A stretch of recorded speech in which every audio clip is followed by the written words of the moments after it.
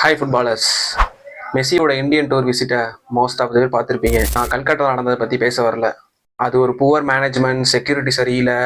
I don't want to talk to that. Just imagine பண்ணி பாருங்க, இதே ஐஎஸ்எல் நடந்திருந்து சென்னை எஃப்சியோ இல்லை கேரளா பிளாஸ்டர்ஸோ டாப்பில் ஃபினிஷ் பண்ணியிருக்கப்ப மெஸ்ஸி வந்து நம்மளோட ஸ்டேடியம் விசிட் பண்ணியிருந்தா எப்படி இருந்திருக்கும் ஜஸ்ட் திங்க் பண்ணி பாருங்களேன். எனக்கு சொல்லும் போதே புல்லரிக்குது. ஜஸ்ட் கூகுளில் போய் சர்ச் பண்ணி பார்த்தேன் மெஸ்ஸியோட இந்தியன் டூரோட ஓவரால் காஸ்ட்டை. இட்ஸ் நியர்லி 150 to 170 crores மேலே போட்டுருந்துச்சு. அட் த சேம் டைம் அப்படியே இந்தியன் ஃபுட்பாலோட ரியாலிட்டியை பாருங்களேன். இவ்வளோ இன்வெஸ்டர்ஸ் இருந்தும் ஒரு ஐஎஸ்எல்ல கூட ப்ராப்பராக ரன் பண்ண முடியல. நம்ம தான் நினச்சிட்டு இருக்கோம் இந்தியன் ஃபுட்பால் க்ரோ ஆகிட்டு இருக்குன்னு. பட் இந்தியன் ஃபுட்பால் இன்னும் டவுனில் தான் போயிட்டு இருக்கு. அவங்கள மட்டும் சொல்லி என்ன பண்ணேன், ஜஸ்ட் ஆன்லைனில் பார்த்தேன் மெஸ்ஸியோட இந்தியன் டூர் விசிட்டை. அவ்வளோ ஃபுட்பால் ஃபேன்ஸ் இவ்வளோ நாளாக எங்கே இருந்தீங்க? ஏன் இந்தியாவில் ஐஎஸ்எல் நடக்கலன்னு யாருமே கூட கேட்கல.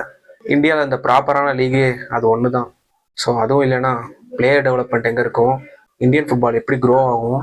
ஜஸ்ட் இதை சொல்லணும்னு தோணுச்சு, சொல்லிட்டேன். ஸோ உங்களோட தாட்ஸை கமெண்ட் செக்ஷனில் போடுங்க. பார்ப்போம்.